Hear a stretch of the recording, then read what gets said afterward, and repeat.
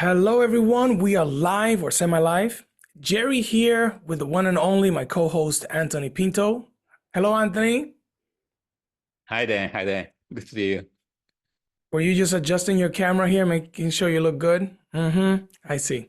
So, Tony, My screen, my screen. your screen. Okay, all right. Tony, today we're going to be diving deeper into emotional intelligence. Last week we opened it up and we were just talking Right. about We were talking about it on the surface, but today we're going to dive even deeper and we're going to be talking about emotions. What does that mean when you are in a leadership position? And how does that affect your thinking positively or negatively? So, we're going to dive a lot deeper so that you can understand it and also give you some Mm. tools so that you can actually activate that and just go to that one top percent where we all want to be. So, Tony, can you just tell us a little bit about emotional intelligence and let's go deeper on it? Yeah. So, why do we want to go deeper, right? Because we want to be able to be on top of our emotions. As leaders, we want to be able to think effectively. We want to be able to connect effectively. And we all know today that, all that can only happen when you have connections with your emotions, basically, right? So we know, so before we can even do that, before we can even develop the skills to be effective with our emotions and our emotional intelligence, we need to really know what are the emotions, when are we feeling them, how are we feeling them, right? And how does it impact on our thinking? And when we can really have that context, then we will know exactly how we can develop our emotional skills, basically. Yeah. And that's the reason why we're going deeper today into what really are emotions, right? Yeah. And we started off last week by saying ultimately the fundamental idea of emotions is that better thought that emotions are the feelings of the meanings we are making. Now, if we look into that a little bit more, emotions are the feelings of the meanings we are making, which means that there are two components to the emotions, right? One is the feeling and one is the meaning. So the feeling is the bodily sensations we feel with emotions, and the meaning is the thinking that we are doing. And also, where does that meaning come from? Does it come from past experiences? As for leaders who have been doing their jobs for many years and they think, oh, I've done it like this and it has worked like this before. So proof is Right. concept. So let's do it again. So where is that meaning being created from? Right. And the old adage was that, the old thinking, I guess, would say that, when you want to think effectively, you must keep out your emotions. Have you heard that before? And sometimes they say, as a leader, you cannot be emotional. You must be very, analytical and logical, Rational. rational, right? Now, it's proven now, and it's proven for quite some time now, that that does not work. And today, because of all the equipment we have in terms of fMRI and all the measurements that we have, they've done experiments to really show that without emotions you cannot think effectively. Yeah, now we discussed earlier. I mean, the famous. I mean, the I think two experiments, but one the big one was by Antonio Damasio. Yeah, the neuroscientist, right?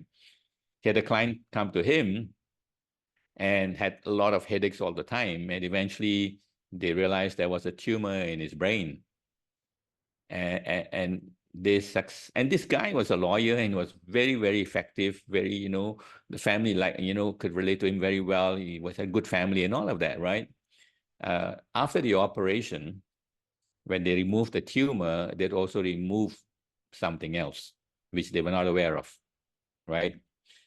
And what happened was that this lawyer, suddenly the wife said to Antonio Damasio that Elliot, the name of the lawyer, whoever that name is, I can't say whether it's the original name. Elliot is not the same Elliot we know. What has changed? Well, it turned out that he became so clear and analytical and logical in every situation presented to him, but in every situation, he could not make a decision ever.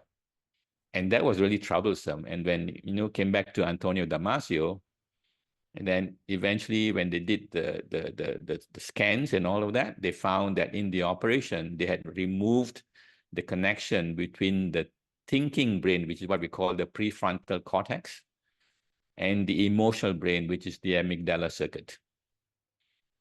Now, what more do you need to know that thinking cannot happen without emotions, right? So that's critical. So, and the other thing that now they've also found out is about mirror neurons, right? Now, Yeah. have you heard of mirror neurons, right? Yeah. So when a leader comes into the office in the morning and, he might have had a bad morning leaving the home, but then when he comes into the office, he wants to put a fake front that everything's okay, right? And now with mirror neurons, we also know that, it cannot be faked because the people around you will have a feeling That that something something's is not off. right. Yeah. Exactly. Yeah. So, when we say that, emotions, it just encompasses so many things of how we operate, right? The feelings that we have. So when we want to experience emotion, when we are experiencing emotions, do we know that we are experiencing them or not in our body? Because they will show up in our body. We know that when we are, faced with a major fear, right? Then our body may go cold, our heartbeat may run faster. But if we're not, recognizing those sensations, then we may not be connecting to that emotion, right? Now, when a physical danger props up in front of you, of course, that's very clear, right? But in the office, there's no tiger, Yeah. but there are stresses in the office that will trigger the same sensations. Now, if you don't get on top of it, it's going to be a problem. Now, it doesn't mean that we should not feel those sensations, because some views are saying that keep the emotions out of the conversation, keep the emotions away. No, you can't, right? No, it's not. Emotions will always be felt and must be felt. The only problem is this: when the intensity of the emotion is far higher than normal, and that's when it will override or hijack your thinking brain. So that's really where the problem lies, essentially, right? And if you know that your bodily sensations are very excited, or are very, activated, right? Then you know that the emotion is really through the roof. Yeah. And then you got to then decide, okay, do I make that decision now, or do I call a timeout? Because if you don't call a timeout, you make a decision, it will definitely be an irrational decision, because the emotional brain has hijacked the thinking, basically. Yeah. So we need to recognize those. And it'll be an irrational decision masked as a rational one. It's like when we have a saying here in Germany sorry about that, that when someone goes to buy a Porsche or a Porsche, as we say here, people want to buy it because it's a very fast car. That's the rational decision. But the irrational decision is going to make me look more higher value. It's going to give me more prestige. It's a status symbol. That's the irrational part of it. But people rationalize it and say, oh, it's a good investment, especially for the 911, because it holds its value. And also, it's really fast and it's a great car. That's the rational part. Right. So there, Yeah. Yeah. So, how do we then, take cognizance of all that feeling and all of that? Now, especially say when you want to be making effective decisions, right? Whenever we make any decision, we will trigger an emotion. That's the given. The question is, what kind of emotion are we triggering, right? Yeah. If we make a decision we feel really good about, and we're excited about it, right? Now, the key to be able to follow up on that decision making with implementation and execution is to fully feel in your body the meaning of that decision, to embrace the full sensations in the body, the feeling of that decision and the meaning that it has for you. So when you embody those meanings, you are already priming your whole thinking brain and your emotions to be able to take action. So that's how important it is to embody the feeling of that decision and the meanings that you're making. So every decision has got a meaning, and every meaning triggers an emotion. And as you're saying, so that's that, how we can be more effective. yeah, and as you're saying that, for everyone who is listening, think for a second and ask yourself the question, when was the last time that you felt a sensation or you felt a certain way and you explored it before taking any decision or making any decision, to be more correct?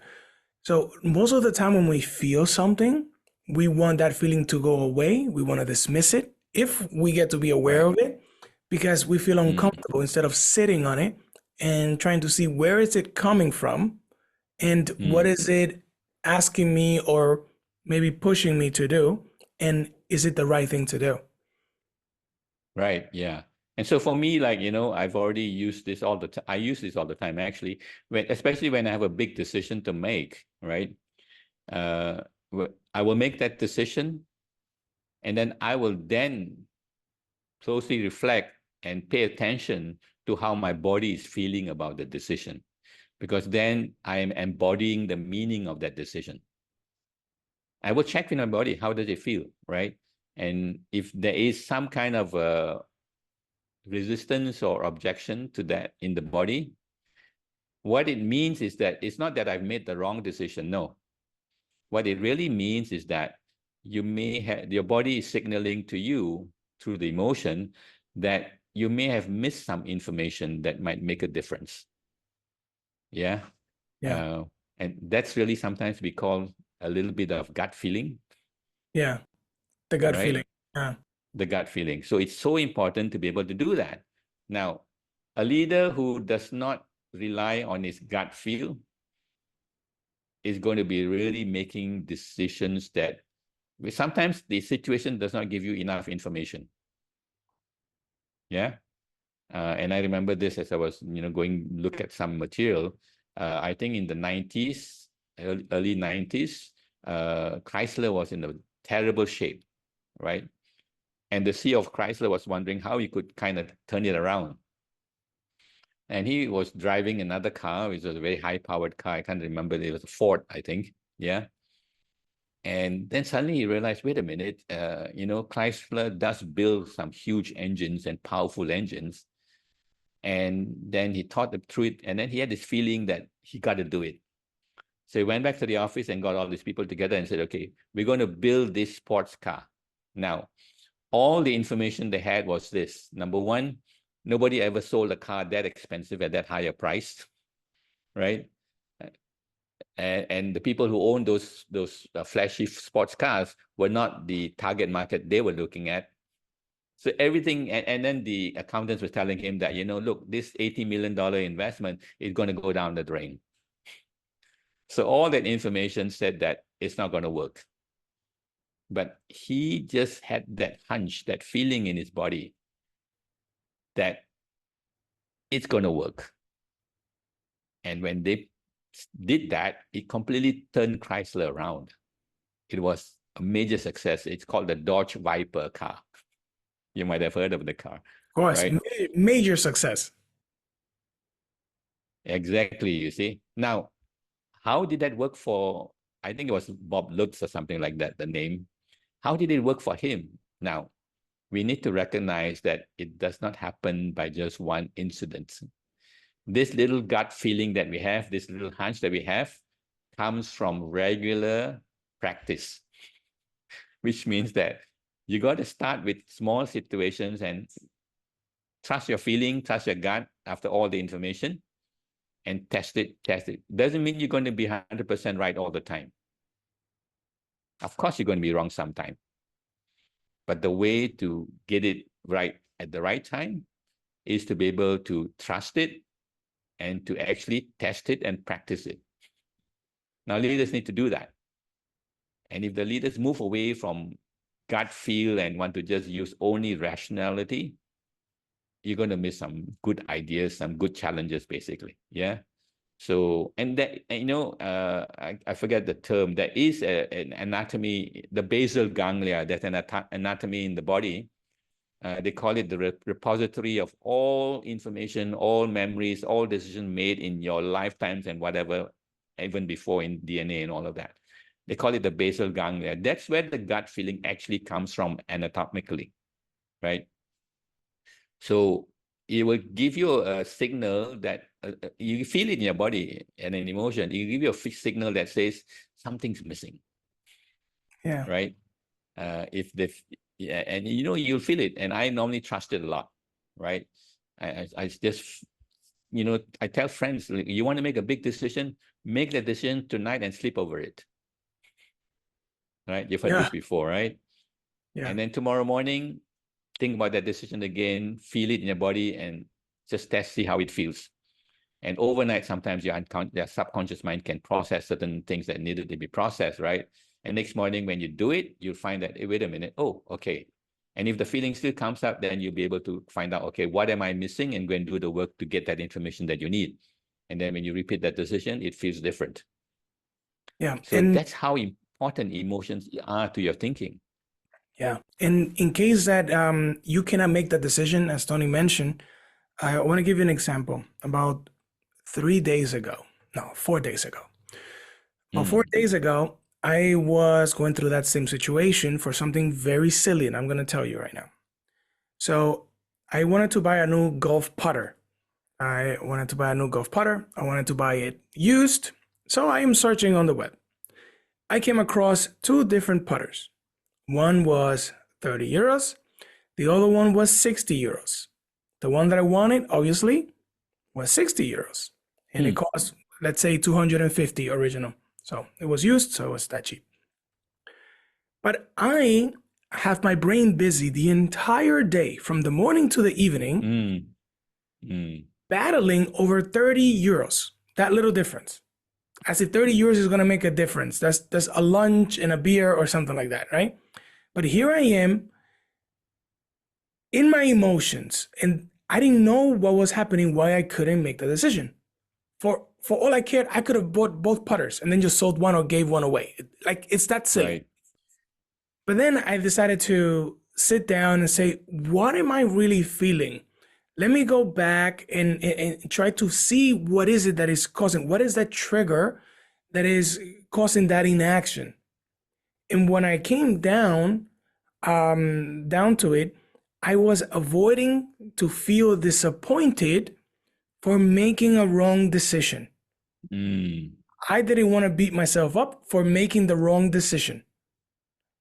Again, I could have bought both putters and thrown one in the garbage. Right. But I wanted to make the right decision, and therefore I was not making any decision at all. So when you have that challenge, which is what I did because I was talking to my wife about it, and we explored it together in the evening after dinner, which is why I'm giving you this tip right now. You don't need someone to go over it with you, but to explore it and say, where is this uncertainty coming from? Where is this feeling coming from? And then once you explore it, then you're like, okay, oh, I see. And then it's a lot easier to make a decision. So, that's what I made. What do you think? What was my decision? Get the damn 60 euros. That's what my wife said. She looked at me like, what are you talking? Just get the putter, man. I was like, yes, wife, I will get the putter. All right. No, but just jokes aside, right? I just think about it, and you have to work it through and think, what is that emotion that I'm feeling, and what is triggering inside of me, and where is it coming from? So that you can understand it better. And interesting that you spoke about that, because the emotion that really was getting in the way was nothing to do with the partner, right? It was No. some higher meaning you had about, when I make decisions, I want to make sure that they are the right decisions.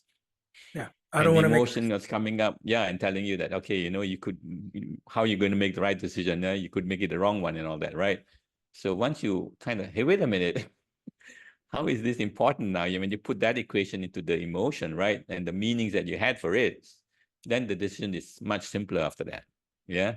So that's why we say that, emotions have got a major impact on our thinking.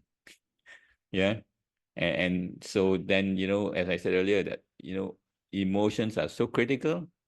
And if you ignore them, then you're going to be making more often wrong decisions than right decisions. So here we're saying that, yeah, emotions should not be kept out, but to be able to embrace and feel those emotions and check your body, and also then take time to check the meanings behind it, right? Now, sometimes we say, in leadership circles, and sometimes say, you got to think fast, you got to think fast, you got to be quick on your feet, right? Now, that's another flaw.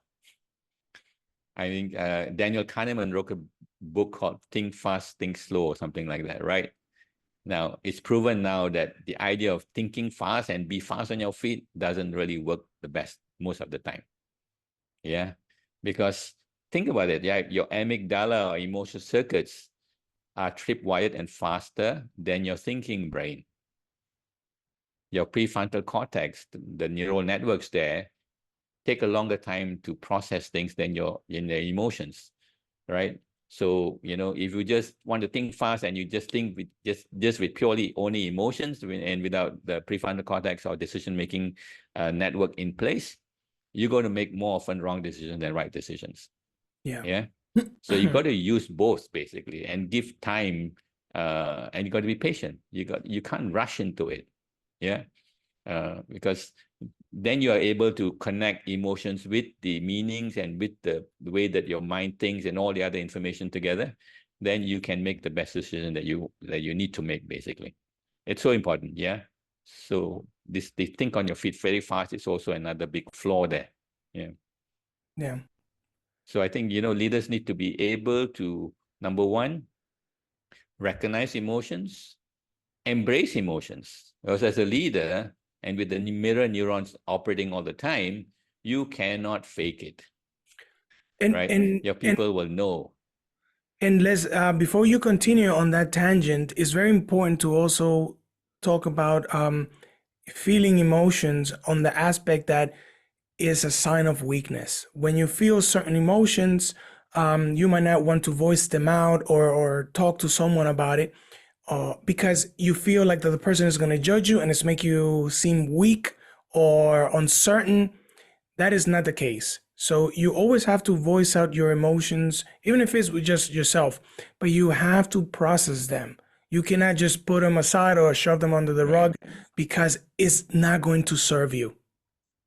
Sorry, Tony, that I interrupted you, but I Yeah. just, You yeah, know, yeah. So, mirror neuron says that you can't fake your emotions. yeah, Yeah. So if you're feeling an emotion in a conversation and it comes up, uh, the worst thing you can do is suppress it. Yeah.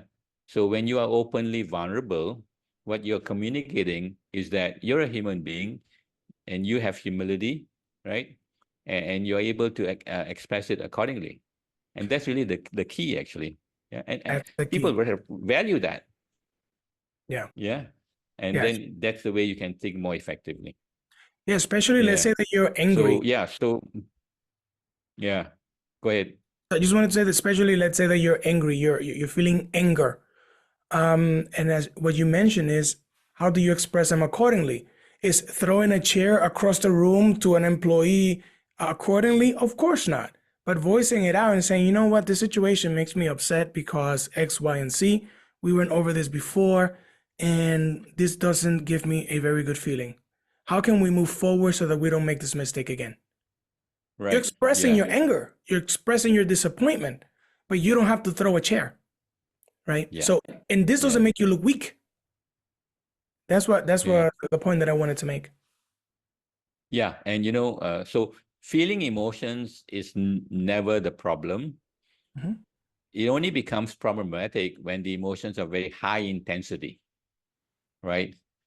And when it's very high intensity, you may not, at that point in time, be able to manage that effectively, right? So you have to make some decisions, okay? One is maybe call a timeout, right? And just cool it off first, basically, and bring those emotion levels down first.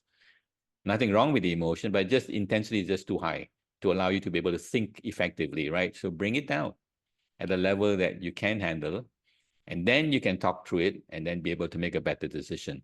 And then, everybody at least recognizes that, okay, yeah, something did not work here, right? And this guy was able to kind of, okay, let's call a timeout or cool on this one and come back and let's talk about this after that. So you want to create the best conditions for you to lead effectively and to think effectively. And so when you can recognize your emotions, you can feel it in your body, you can embrace it, and then you can then allow your thinking brain to work effectively with your emotions. That's when the leader works and thinks effectively. So once you know all of that, you know all the signals, all the feeling and all of that, then we can go and talk about exactly what are the skills you need to develop to build on this. Now that you know what you're experiencing, what you're feeling as far as emotions are concerned, on the next session, we'll talk about, okay, what do you do now? What are the skills I need to develop? How do I develop those skills? And, and to be more effective as a leader with emotions intelligence. Yeah. I think that's the reason why we kind of had to bring the idea that, hey, emotions are there. It's going to impact your thinking. Neural networks are going to be activated, and don't sense all of this, and you don't recognize and appreciate all of this and embody it. You don't know which skills you need to develop. And I hope that after this session, then we can talk about, okay, exactly what you do now to develop those necessary skills, essentially. Yeah. Exactly. That's a great way to end the podcast today, Tony. Tony, tell the audience what we're going to be talking about next week, because we're going to be diving deeper So into next week, intelligence. Hmm?